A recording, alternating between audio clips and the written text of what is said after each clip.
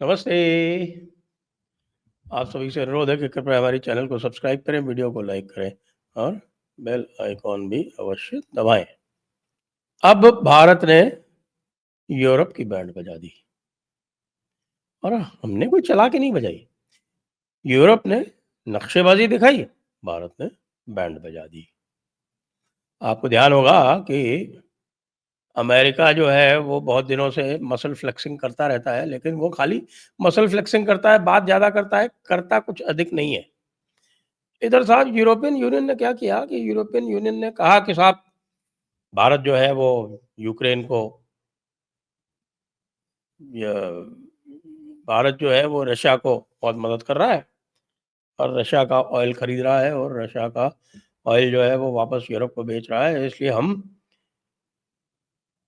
Sanction लगाते हैं। और सैंक्शन किस पे लगाते हैं? हम सैंक्शन लगाते हैं नायारा एनर्जी पे, क्योंकि नायारा एनर्जी एक भारत की लार्जेस्ट सेकंड लार्जेस्ट रिफाइनरी है और वो भी जामनगर के पास ही वाडीनार नाम की जगह है। और वहाँ वाडीनार बहुत बड़ा टर्मिनल भी है। सबसे बड़ी रिफाइनरी जामनगर रिफाइनरी जो है वो रिलायंस की है। ये नायारा एनर्जी की रिफाइनरी है। नायारा एनर्जी में 49.25% इक्विटी है रॉसनेफ्ट की, यानी मेजॉरिटी स्टेक फिर भी नहीं है। मेजॉरिटी स्टेक का मतलब कंट्रोल नहीं है उनके पास में, लेकिन 49.25% का मतलब होता है मेजर से तो होता ही है। खैर, तो ये बहाना बना के कि साहब ये रॉसनेफ्ट कंट्रोल्ड है और ये रशिया का यहाँ पर डायरेक्ट इंटरवेंशन है, तो हम नयारा एनर्जी को सैंक्शन करते हैं। लेकिन सैंक्शन कब से करते हैं? 1 जनवरी से। 1 जनवरी से। अभी हम जुलाई में बैठे हैं। जुलाई में ये सैंक्शंस अनाउंस कर रहे हैं यूरोप वाले। अगर हम 1 जनवरी से लागू करें, जानते हैं क्यों? क्योंकि यूरोप को एनर्जी की ज़रूरत तो है ही है और 6 महीने लगते हैं अगर कोई उनको डाइवर्सिफ़ाई करना है। इनसे कॉन्ट्रैक्ट कर रखे हैं बहुत सारे। तो कॉन्ट्रैक्ट इनको लगता है कि भई ये कॉन्ट्रैक्ट जो है ये तो निकल ही जाएँगे, तब तक हम दूसरा कोई इंतज़ाम कर लेंगे और बेसिकली भारत को हम थोड़ा-सा थपड़िया लेंगे। बढ़िया समझते हैं ना? हाँ, साहब हम थोड़ा भारत को हिला लेंगे और इसको क्या है कि थोड़ा-सा यूएस को राज़ी कर लेंगे, क्योंकि यूएस जो है वो भारत से बहुत दुखी है। मन ही मन, ऊपर से इतना नहीं बोलता है। मन ही मन बहुत दुखी है कि वो भारत को कंट्रोल नहीं कर पा रहा है। ये बड़ी एक नई सिचुएशन है यूएस के लिए कि भारत को कंट्रोल ना कर पाए। अच्छा, इधर यूरोप को दूसरी चपत कस के तब पड़ी जब यूरोपियन यूनियन को, आपको पता है कि बहुत लंबे समय से यहाँ पर एफटीए का टॉक हो रहा है, एफटीए की बातचीत चल रही है। लेकिन भारत ने यूरोपियन यूनियन के जो कॉम्पिटिटर है सबसे बड़े यानी कि यूके, उनके साथ में एफटीए भी कर लिया। एफटीए कर लिया और अपने टर्म्स पे किया। वो पुराने एफटीएस की तरह नहीं, जैसे कि आपके 2009 में यूपीए के टाइम में या 2013 में यूपीए के टाइम में हुए थे। इन्होंने आसियान से कर लिया। आसियान हमारा कंपेटिटर है, उसके साथ में फ्री ट्रेड एग्रीमेंट कर लिया और यहाँ पर चाइनीज गुड्स की बाढ़ आ गई। ये जो आप देख रहे हैं ना, ये चाइनीज गुड्स की जो बाढ़ आई हुई है, तो सारी की सारी चाइनीज गुड्स डायरेक्ट चाइना से नहीं आती, आधी से अधिक उसमें से आसियान के थ्रू होके आती है। और कैसे आती है? वो इसीलिए आती है कि भाई साहब आपने उनसे फ्री ट्रेड एग्रीमेंट कर रखा था। खैर, भारत ने आके फिर एंटी डंपिंग ड्यूटी वगैरह लगा के, भारत कह रहा हूँ, मोदी ने आके फिर काफ़ी एंटी डंपिंग ड्यूटी इत्यादि लगा के उसको कंट्रोल किया। अच्छा, अब आ जाते हैं वापस इसी यूरोप की जो ये नक्शेबाजी थी इसके ऊपर। तो यूरोप ने जब नक्शेबाजी दिखाई और उनको लगा तो होगा कि भाई ये नायारा एनर्जी और भारत जो है ये सब आएँगे हमारे पास हाथ जोड़ते हुए कि भाई ऐसा मत करो, और उसके बाद फिर हम इनको जो एफटीए चल रहा है उसमें कुछ कंसेशन ले लेंगे। भारत ने कहा अच्छा है, एफटीए बिना कुछ कहे उसपे डीलेइंग टैक्टिक्स शुरू कर दी कि हाँ, करते हैं। नहीं, हम मना नहीं कर रहे, लेकिन हाँ, करते हैं। हुँ, आने दीजिए, समय आने दीजिए। यही काम अमेरिका के साथ हो रहा है। अभी भारत की टीम अमेरिका गई थी नेगोशिएशन के लिए, वहाँ उस भारत की टीम से कहा गया कि भई आप जल्दी कर लीजिए, नहीं तो 1 अगस्त से सैंक्शंस आ जाएँगे। नहीं, नहीं, जल्दी क्या है, आ जाने दीजिए 1 अगस्त वाली, कोई ख़ास बात नहीं है। हाँ, आप लोग अभी इसमें थोड़ा काम बाकी है, इसलिए हम वापस जा रहे हैं। अब आप लोग आ जाइएगा अगस्त में, तो हम सितंबर अक्टूबर तक कर लेंगे इसको, कोई ख़ास बात नहीं है। हाँ, 1-2 महीने कोई सैंक्शन-वैंक्शन चली भी जाएगी, तो कोई ऐसी कोई बात नहीं। उनको अच्छी तरह पता है कि यूएस सैंक्शन लगाने की स्थिति में नहीं है। अभी बोला जब 500% सैंक्शन लगाएँगे, तो उसके लिए भी 50 दिन दिए। वैसे उनका जो मित्र है, वो तो 500% की बात कर रहा था, ट्रंप ने 100% की बात की, लेकिन उसके लिए भी 50 दिन।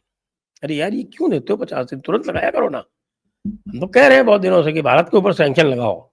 भारत के ऊपर सैंक्शन लगने से भारत को बहुत फ़ायदा होगा, भारत के बहुत सारे पैसे बचेंगे। एक तो और थोड़ा क्या है कि भारत की जो आत्मनिर्भरता वाली जो बातचीत चल रही है, जो आत्मनिर्भरता का एक ये कैंपेन सा चला रखा है, और पब्लिक जो है इस समय बहुत पूरी तरह से पैट्रियोटिक हो रही है, वो काम आगे बढ़ेगा। जैसे कि वो आर्म्स इंडस्ट्री में बढ़ रहा है, और उस आर्म इंडस्ट्री में बढ़ने से बड़ी दिक्कत है। अच्छा चलिए, नायारा एनर्जी। नायारा एनर्जी ने कहा कि कोई नहीं, हम 70,000 करोड़ रुपए अभी और इन्वेस्ट करेंगे, और हम अब भारत में अपना नेटवर्क बना रहे हैं। नायारा एनर्जी भारत में अपना नेटवर्क बना के अगर यहाँ जितना बेचेगी, तो उससे तो कम ही बेचती है ना यूरोप में। फिर एक काम और किया नायारा एनर्जी ने, ये गजब का काम किया। इधर भारत ने आपको बता दी, वो डिप्लोमैटिकली एफटीए पे कुछ करना चाहते थे, नहीं, नहीं, आराम से करेंगे, आराम से। अभी हम यूके के साथ बिज़ी हैं।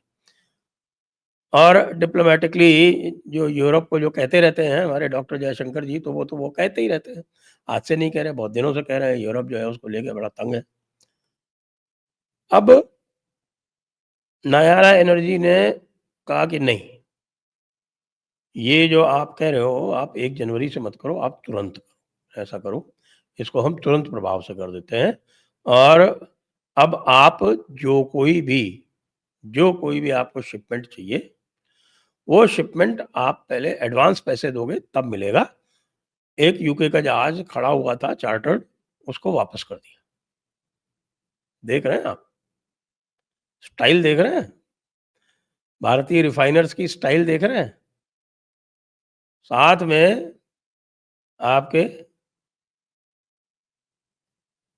आपके इधर एचपी ने और आईओसी ने, हिंदुस्तान पेट्रोलियम और इंडियन ऑयल कॉर्पोरेशन ने रशियन क्रूड ऑयल और भी ज़्यादा खरीदना आरंभ कर दिया।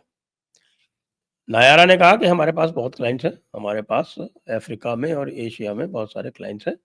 अब हम ये जो हमने ये रोका है यूके का, इसको हम यूएई डाइवर्ट कर रहे हैं, उनको यूएई डाइवर्ट कर दिया, यूएई शिपमेंट कर दिया।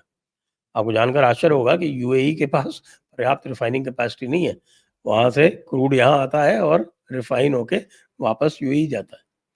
तो यूएई का बढ़ा दिया, और कहा कि हाँ भई, उधर अफ्रीका वाले भी माँग रहे हैं, हम अफ्रीका वालों के साथ कॉन्ट्रैक्ट कर लेते हैं। आप ऐसा करो, इसको तुरंत कैंसल कर दो। सारे के सारे कॉन्ट्रैक्ट जितने भी हैं किए हुए, उनको तुरंत कैंसल कर दो। अब इनके हलक में आ गई भाई लोगों के कि नहीं, नहीं, नहीं, नहीं, नहीं, नहीं, तुरंत तो कैंसल नहीं कर सकते, ऐसा मत कीजिए। नहीं, ये नाटक करने की ज़रूरत है नहीं। 1 जनवरी क्यों करना है? आप तो अभी से करो तुरंत। ये झगड़ा चल रहा है, वो कह रहे नहीं, हम 1 जनवरी से हमने सैंक्शंस लगाए नहीं। आप तो तुरंत सैंक्शन लगाओ। हम आपको एक बूंद तेल अब सप्लाई नहीं करेंगे। यानी कि यूरोप ने क्या सोचा, होशियारी देखिए। यूरोप ने सोचा कि यार, सबसे ज़्यादा ज़रूरत कब आती है इनको? सबसे ज़्यादा ज़रूरत आती है सर्दी के मौसम में। तो सर्दी का मौसम निकल जाने दो। सर्दी के मौसम तक तो है जो इनके सारा वो हीटिंग ऑयल वगैरह जितना भी है उसको हम यूज़ कर लेंगे, और बाद में ये वैसे भी ये रास्ते पे आ जाएँगे, कुछ करेंगे, कुछ नहीं करेंगे। कुछ नहीं, रोसनेफ्ट और नायारा मिलके और भी एक्टिव हो गए। जैसे मैंने बताया, 70,000 करोड़ का पूरा जो है वो इन्वेस्टमेंट प्लान कर लिया। डाइवर्सिफ़ाई कर लिया कि यूरोप को हम एक बूँद बेचेंगे ही नहीं। देख रहे हैं ना? देख रहे हो ना विनोद? ये जो नया भारत है, ये तो बहुत तेज़ी से रिएक्ट करता है। ऐसा रिएक्ट करता है कि यूरोप हो चाहे अमेरिका, सबके हलक में आ जाती है। तो डिप्लोमैटिकली भी आप देख रहे हैं, उनको ट्रीटमेंट कर दिया। और जो एक्चुअली जो इसमें इस फ़ील्ड में जो लोग हैं उनको ज जैसा पता है, उसका भी रिएक्शन कर दिया। और अब कह रहे हैं कि यूरोप वाले कि साहब हम दूसरी जगह से लेंगे तो लो ना दूसरी जगह से, यूके, यूएस से लो। यहाँ से उनको सही पूछे तो सस्ता पड़ता है और क्वालिटी भी बहुत हाई है। क्योंकि यहाँ पर जो रशिया का जो ऑयल है, उसको रिफ़ाइन करने के लिए हर एक रिफ़ाइनरी के पास कैपेसिटी नहीं है। वो रशिया का पर्टिकुलर ग्रेड है जो भारत में रिफ़ाइन हो जाता है। इसीलिए आप देखते हैं कि बहुत सारा ये ऑयल रिफ़ाइन होके वापस यूएई वगैरह जाता है, जो सावर ग्रेड्स हैं, उनको रिफ़ाइन करने की कैपेसिटी भारत में ही है। वहाँ ब्रेंट क्रूड वगैरह जो हायर ग्रेड्स हैं, नाइमेक्स वगैरह ये सब वहाँ पे रिफ़ाइन होते हैं। तो गल्फ सावर ग्रेड बोलते हैं उसको, थोड़ा ज़्यादा ही हेवी होता है वो और उसमें कुछ और भी मटीरियल बहुत सारे होते हैं। अब क्या करेंगे ये लोग भाई लोग? अब मैं आपको बताता हूँ कि ये कुछ ही दिनों में सर केबल भारत के पास आएँगे। भारत के पास नयारा तो बात ही नहीं कर रही। तो ये आएँगे भारत के पास डिप्लोमैटिकली कहेंगे कि साहब इसको समझाइए, हम सब कुछ तैयार हैं और कुछ दिनों में आप ये भी सुन सकते हैं कि साहब वो सैंक्शन-वैंक्शन वाली जो सारी बात है, वो सिरे से गायब हो गई। ये है नया भारत। जय हिंद, जय भारत, वंदे मातरम।